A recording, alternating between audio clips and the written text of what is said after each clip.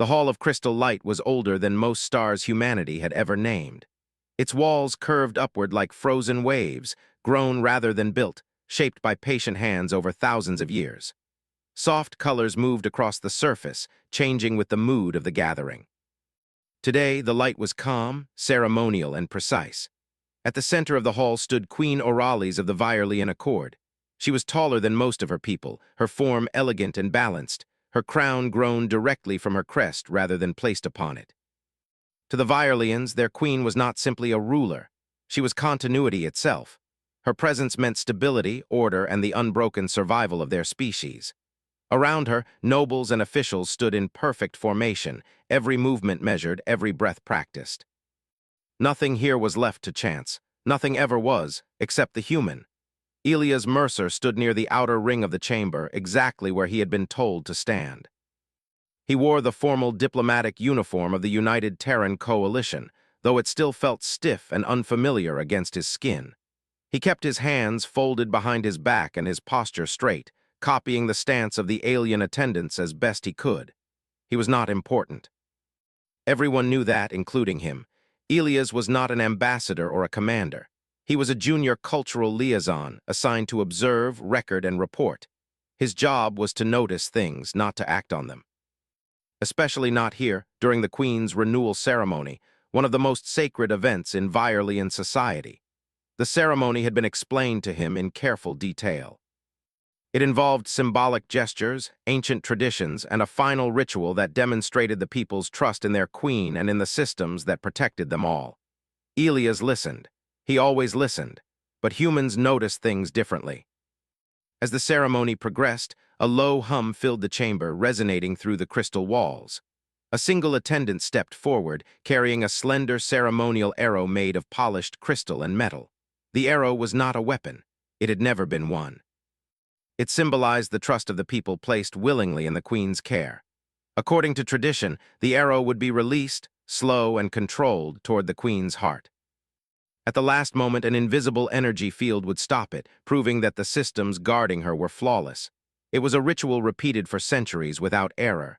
Elias had read all of this. Still, something felt wrong. He could not explain it at first. There was no alarm, no obvious failure. The arrow gleamed softly in the shifting light. The attendants moved with perfect timing. The Queen stood calm and unafraid, as she always did, but Elias felt a tightness in his chest. His eyes followed the arrow as it was raised into position. The way the light bent around it bothered him. It shimmered differently than the others he had seen in recordings, just slightly, enough that his mind refused to let it go. He glanced at the Vierlian guards. They were relaxed, confident, utterly certain that nothing could go wrong. Humans were rarely that certain. The arrow was released. It moved slowly, gracefully, exactly as intended. The invisible barrier flickered to life, and for a fraction of a second it hesitated. That pause was so brief that no one else noticed. No one except Elias.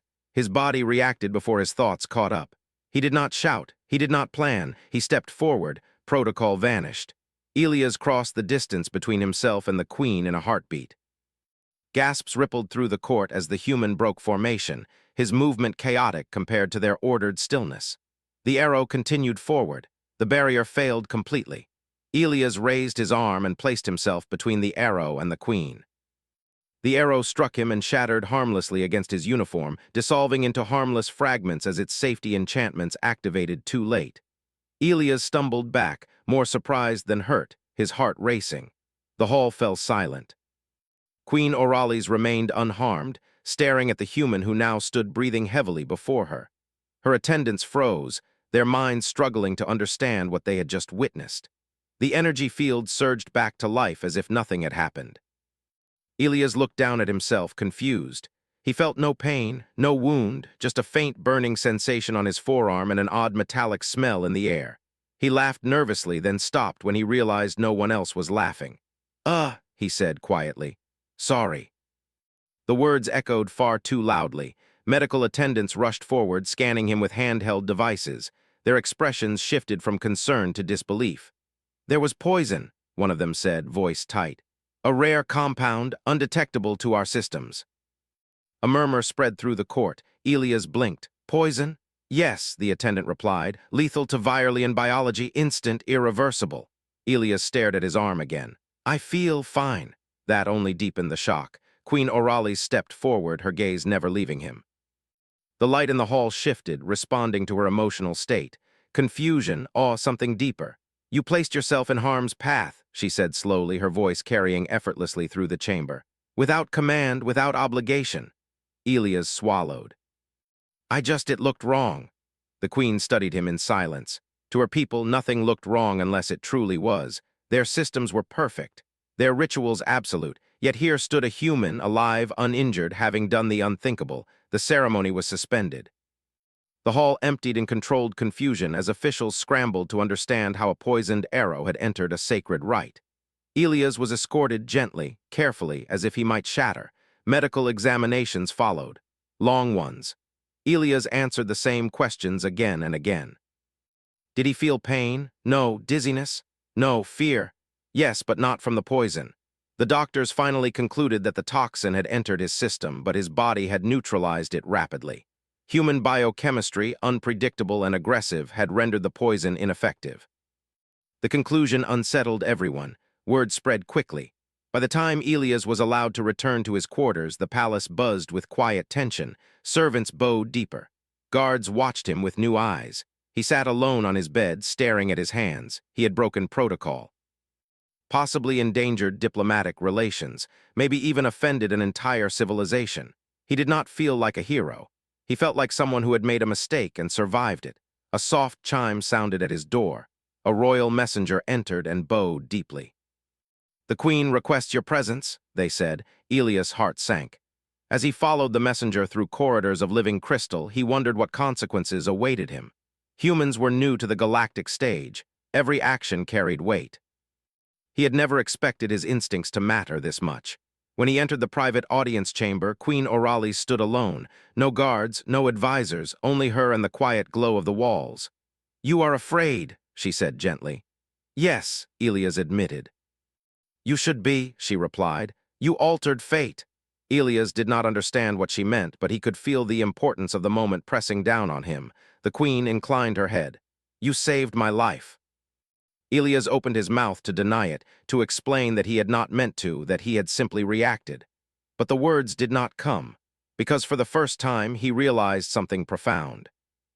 In a place where everything was planned, predicted, and controlled, humanity's greatest strength was not power or technology. It was the willingness to act when something felt wrong. And the galaxy had just noticed. Elias did not sleep that night. He lay on his bed in the guest wing of the palace, staring at the softly glowing ceiling. The light shifted slowly, responding to his breathing as if the room itself was listening. He was not used to that. Human rooms did not care how you felt. His arm felt normal. No pain. No mark, nothing to prove that anything unusual had happened, but everything had changed. Outside his door he could sense movement. Not guards exactly, but presence. The Viralians were careful creatures. They did not watch openly. They observed quietly, respectfully, like scientists studying something rare, like him. Elias turned onto his side and closed his eyes, but his mind would not rest. Every time he thought he was drifting off, he saw the arrow again, the way it had moved. The way the barrier had failed, the way the queen had looked at him, not with fear, not with anger, with wonder. A soft chime echoed through the room. Elias opened his eyes. Yes, he said, his voice rough. The queen has requested your presence again, came the calm voice of an attendant beyond the door. At your convenience. At my convenience, Elias muttered. He sat up slowly and rubbed his face. Humans did not usually get invited twice by alien monarchs in the same cycle. Especially not junior observers who broke sacred rituals. He stood, adjusted his uniform, and opened the door. The attendant bowed deeply, too deeply. Elias noticed it immediately. Please, the attendant said, this way. They walked through corridors Elias had not seen before. These halls were quieter, more private. The crystal walls glowed softer here, reflecting calm and thought rather than ceremony. Am I in trouble? Elias asked. The attendant paused for a moment, clearly choosing their words with care. You are significant, they replied. That did not help. They stopped before a wide doorway that opened without sound. Inside was a circular chamber with no furniture, only light. Queen Orales stood at the center, her posture relaxed, her crown crest faintly illuminated. She turned as Elias entered. "You came quickly," she said. "I didn't think it would be wise to make a queen wait," Elias replied. Orales tilted her head slightly. It was a gesture Elias had learned meant curiosity. "You are honest," she said, "even when it is uncomfortable." "That's kind of our thing," Elias said before he could stop himself. For a moment the room was silent. Then unexpectedly the light brightened. Elias realized with surprise that the queen was amused. "Sit," she said gently. There was nothing to sit on. Elias hesitated, then sat cross-legged on the floor. It felt strange to do so in front of a monarch, but no one stopped him. Queen Orales lowered herself as well, folding her limbs gracefully in a way that mirrored him. The symmetry felt deliberate. "You do not understand what you did," she said. "I blocked an arrow," Elias replied. "A very bad arrow." "That arrow was never meant to be poisoned," Orales said. "Its corruption represents a failure not just of security, but of belief." Elias frowned. "Belief." "Our society is built on certainty," the queen continued. "We trust systems, predictions, rituals. We do not leave survival to chance." "And yet," Elias said quietly, "something went wrong." "Yes," she agreed, "and you noticed." That word again, not saved, not protected, noticed. "Our instruments did not detect the toxin," Orales said. "Our analysts did not foresee betrayal, but you felt something was wrong and acted without proof." Elias shifted uncomfortably. "Humans do that sometimes. It gets us in trouble." "And sometimes," the queen replied, "it changes history." Later that day, Elias learned he was no longer allowed to leave the palace grounds. This was not an arrest.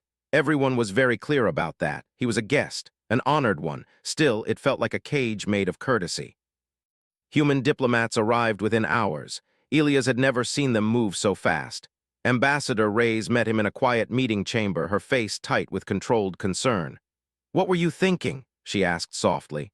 "I wasn't," Elias admitted. She sighed and sat across from him. "Do you understand how fragile this alliance is?" "Yes," Elias said, "which is why I'm confused about why I'm still alive."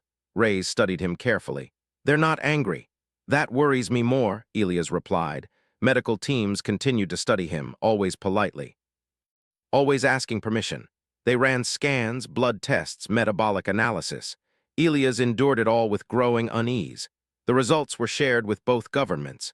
Human biology, it turned out, was deeply inconvenient to Viralian science. The poison that would have stopped a Viralian heart instantly had been broken down by Elias' liver within seconds. Human immune responses attacked it aggressively, as if offended by its presence. "He should not be alive," one Viralian researcher said during a joint briefing. "By all known models." "Welcome to humanity," Ambassador Reyes replied. The phrase spread. Within days, Elias noticed a shift in how he was treated. Servants spoke more carefully. Guards stood straighter. Scholars watched him openly now, curiosity outweighing restraint. Queen Orales called him again on the third day. This time the chamber was filled with others. Elders, nobles, thinkers, the highest minds of the accord. Elias stood at the center, painfully aware that he was the only human present. "The question before us," an elder said, "is not how the poison entered the ritual. That will be addressed." The elder turned their gaze to Elias. "The question is what your action means." Orales stepped forward. "In our law," she said, "a life freely given to protect the queen creates a bond older than our written history." Elias' stomach tightened. "We call it the life thread," the queen continued. "It cannot be ignored, it cannot be repaid with gifts." Ambassador Reyes opened her mouth to speak, but Orales raised a hand. "This is not a demand," the queen said calmly. "It is an explanation." Elias swallowed. "What kind of bond?" The chamber lights dimmed slightly. "A shared future," the queen said. The words echoed. Elias felt suddenly very small. The elders began speaking among themselves, voices layered and complex. Elias caught fragments. "Unprecedented. Human adaptability. Disruptive species. Necessary change." Finally, the room fell silent. Queen Orales looked directly at Elias. "You acted without expectation of reward," she said. "That is rare among us, perhaps rare in the galaxy." Elias met her gaze. "Someone was about to get hurt," he said. "I didn't think about what it meant." The queen's crest glowed brighter. "That," she said softly, "is what frightens us and what inspires us." The meeting ended without resolution. That night, Elias stood at a balcony overlooking the alien city. It stretched endlessly, elegant and alive, a civilization built on control and certainty. And now uncertainty had a human face. Behind him, a familiar voice spoke. "You've shaken them." Elias turned to see Ambassador Reyes. "I didn't mean to." "I know," she said. "That might be the problem." She leaned on the railing beside him. "They're discussing something big. Something ancient." Elias exhaled slowly. "I have a bad feeling." Reyes smiled faintly. "You humans and your feelings." The lights of the city shifted below, responding to unseen thoughts.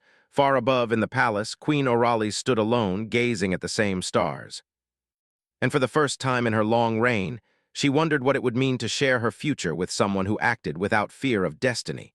Elias learned about the proposal from the silence. It was the kind of silence that followed him through the palace halls, the kind that settled just a little too quickly whenever he entered a room. Conversations paused. Light patterns shifted uneasily. Even the servants, always calm and composed, moved with extra care around him. Something had changed again. He was in the archive wing when Ambassador Reyes finally found him. Her expression was carefully neutral, which told him everything he needed to know. "How bad is it?" Elias asked. Reyes exhaled slowly. "Depends on your definition of bad." Elias closed the data panel he had been pretending to read. "That's never a good answer." "They're going to announce it," she said. "Announce what?" She looked at him directly. "The life thread." Elias felt his stomach drop. "They're making it public," Reyes continued. "To their people and to the rest of the Accord." Elias leaned back against the crystal wall. "I haven't agreed to anything." "I know," Reyes said gently, "but to them, agreement isn't the starting point, it's the outcome." The announcement came later that cycle. The main hall filled again, but this time the mood was not ceremonial. It was tense, curious, uncertain. Representatives from allied species attended through holographic presence, their forms shimmering around the edges of the chamber. Elias stood beside the human delegation, his hands clenched tightly behind his back. Queen Orales rose at the center, her voice carried clearly, calm, and steady. "During the renewal ceremony," she said, "a corruption was revealed. Not only in our defenses, but in our assumptions." A murmur spread. "A human, unbound by our predictions, acted without command and without expectation. In doing so, he preserved the continuity." The chamber lights dimmed, focusing attention on Elias. He suddenly wished very much that he were invisible. "By our oldest law," the queen continued, "a life thread was formed." The words echoed across the chamber and beyond, transmitted to countless worlds. Gasps followed. Shock rippled through alien delegates. Some withdrew their holograms slightly, instinctive discomfort showing even through projected forms. A life thread was not just rare. It was sacred. Elias felt every gaze on him, weighing him, measuring him against traditions older than human civilization. "This bond," Queen Orales said, "demands union." The silence that followed was absolute. Then the questions began. Alien delegates spoke rapidly, some in disbelief, others in alarm. Elders conferred urgently. Even within the Viorlian court, uncertainty spread like cracks through crystal. Human channels exploded with activity. Elias did not hear most of it. His ears rang. Marriage. The word settled heavily in his mind, strange and unreal. He had known it was coming. Somewhere deep down, he had felt the shape of it forming, but knowing was not the same as hearing it declared before the galaxy. After the assembly, Elias was escorted to a private chamber. No guards stood outside this time. Queen Orales joined him moments later. "I did not ask you first," she said. Elias looked up, surprised by the softness in her tone. "You didn't," he agreed. "I would have," she continued, "but delay would have been seen as doubt. Doubt would weaken the bond." Elias ran a hand through his hair. "I don't even know what marriage means to your people." Orales considered this. "Nor do you know what it means to humans beyond your own customs." "That's fair," Elias admitted. She moved closer, stopping at a respectful distance. "For us, marriage is not possession. It is not romance alone. It is shared purpose, shared decision, shared future." "And love?" Elias asked quietly. The queen's crest dimmed slightly. "Love grows from understanding. Understanding grows from time." Elias looked away. "I didn't save you to change your future." "Or mine." "I know," Orales said. "That is why this matters." Human leaders reacted fast. Emergency councils formed. Analysts debated. Philosophers argued. Some called it a disaster. Others called it an opportunity no one had dared imagine. Humanity, still considered young and unpredictable, had suddenly become central to the stability of a powerful alien civilization. Elias watched the debates through secure channels, feeling like a stranger to his own life. He was no longer just Elias Mercer. He was a symbol. That frightened him more than any alien law ever could. Ambassador Reyes met with him again, her voice low and serious. "You are not required to accept," she said. "If you refuse, we will stand with you." "What happens if I do?" Elias asked. Reyes hesitated. "They'll interpret it as rejecting the value of the Queen's life, not personally, culturally." Elias closed his eyes. "And if I accept?" "You change history," she said simply. The weight of that pressed down on him. Queen Orales faced her own storm. Among her people, the idea of binding their future to a human was unsettling. Humans were short-lived, emotion-driven, unpredictable, and yet that unpredictability was now seen as a strength. "You trusted certainty," one elder told her. "He trusted instinct." "And instinct saved us," Orales replied. The elders did not argue that. The next time Elias saw the queen, it was not in a grand chamber, but in a garden grown beneath open sky. Bioluminescent plants glowed softly, responding to movement.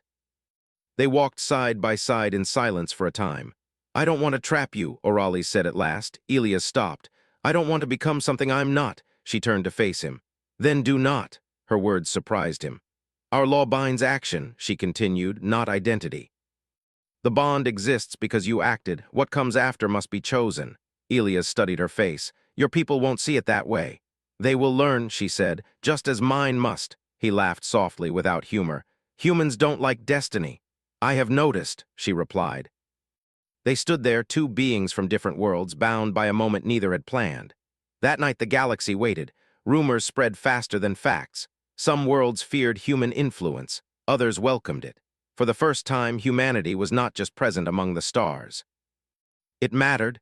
Elias sat alone once more, staring out at the alien city. He thought of Earth, of ordinary days, of small choices. He had never wanted to be important, but sometimes importance found you anyway.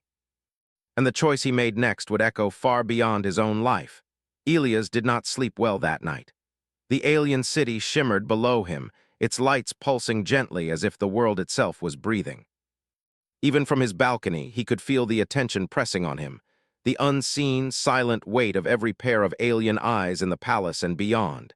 Every message, every observer, every council member had felt the significance of his action.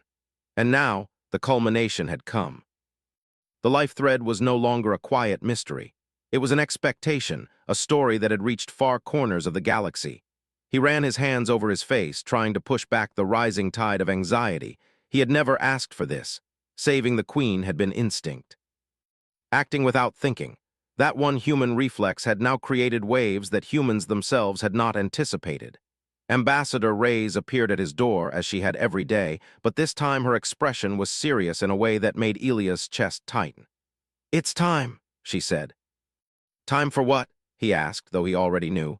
"Your answer. The accord is waiting. The queen will see you before sunrise." Elias' stomach twisted. He had spent days imagining every scenario, but none of them felt right. He was a human, and humans did not act like monarchs. They acted like humans. They hesitated. They questioned. They made mistakes. And yet every human instinct in him screamed that he could not refuse, either not completely. Not without causing harm to someone who had trusted him entirely, someone who had seen him act without rules or expectation. The garden where Queen Orales waited was quiet in the early light. Dew shimmered on the bioluminescent leaves, and soft winds moved through the air, carrying the faint scent of alien flowers. It was beautiful, peaceful, normal in a way humans rarely found in alien worlds. Elias stepped forward. She did not speak immediately. She only watched him, her presence calm, measured, but alive in a way that reminded him why he had acted in the first place. Her eyes held no pressure, no command, only observation. I don't know what to say," he admitted. "You don't have to say what others expect," Orales replied softly. "You only need to say what you mean." He exhaled slowly. "Then I'll start with what I meant when I blocked the arrow. I wasn't thinking about destiny or tradition or law. I was just acting. Because it was the right thing to do, because someone might get hurt." Orales nodded, listening. The glow along her crest brightened subtly, reflecting interest. "You do not act for reward or recognition. That is what makes humans remarkable." Elias swallowed. And now the reward or expectation is something I never wanted. Marriage, union, life thread. I don't even know what that would mean for me or for you. Then we define it together, she said simply. It does not have to mean what the law says. It only has to mean what we decide. He blinked. We? Yes, she said. Humans follow instinct, Virelians follow law. Perhaps together we can find balance. He felt a small smile forming. That sounds complicated. She tilted her head, a gesture that conveyed amusement. Life is rarely simple, but it can be honest. For a long moment they stood quietly, two beings from entirely different worlds, considering what it meant to choose freely in a universe that had tried to bind them both with rules. Finally, Elias spoke. I will do this. Not because the law says so, not because of expectation, but because I choose to, because I trust you, because I want to be part of a future where my action mattered, not because I was forced to, but because it could mean something good. Orales' eyes brightened and her crest glowed more vividly. Then we begin not with obligation, but with choice. The news spread quickly, but this time differently. Across the palace, across the city, across the galaxy, people spoke not of force, duty, or law, but of partnership, trust, and courage. Humans, they realized, acted in ways no algorithm or law could predict. And that unpredictability, tempered by honesty and morality, became a strength. Elias met with the elders of the Accord the following day. No ceremony, no speeches, only quiet conversation, questions about his life, his culture, his values. And he answered honestly with humility and humor, showing that humans could lead with empathy as easily as instinct. They were surprised, they were impressed, they were changed. Through this, the bond between human and queen was acknowledged but not forced. It became an example, a living demonstration that laws and tradition could evolve without being destroyed, that cultures could meet without erasing their differences.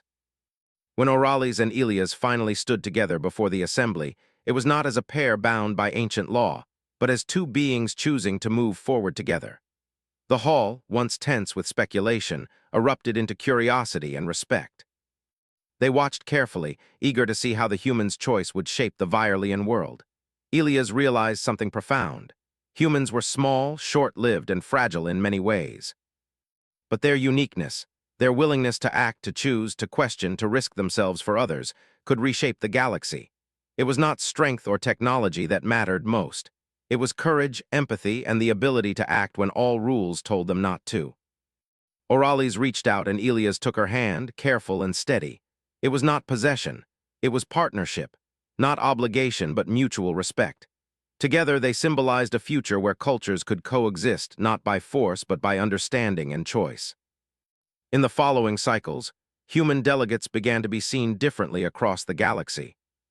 Where once they were small, young, and unpredictable, they were now respected as a species that could influence entire civilizations, not through dominance, but through moral courage and the willingness to act.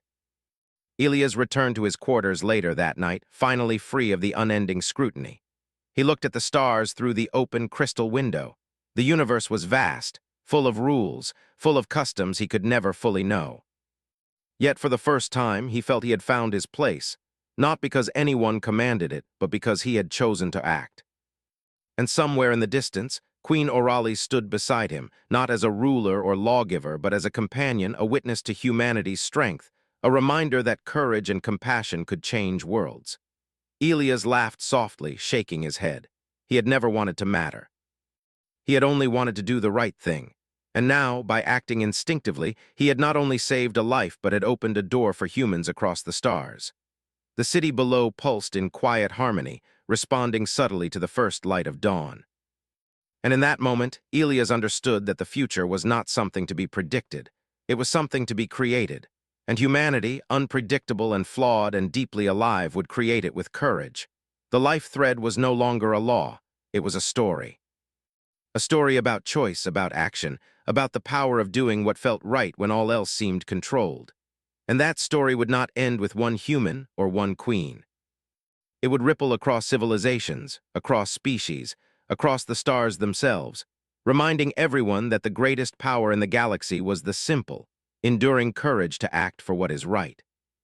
Elias leaned on the balcony railing, the soft wind carrying the scents of alien flowers, the quiet music of the city below. He took a deep breath and realized something. He did not know what the future held.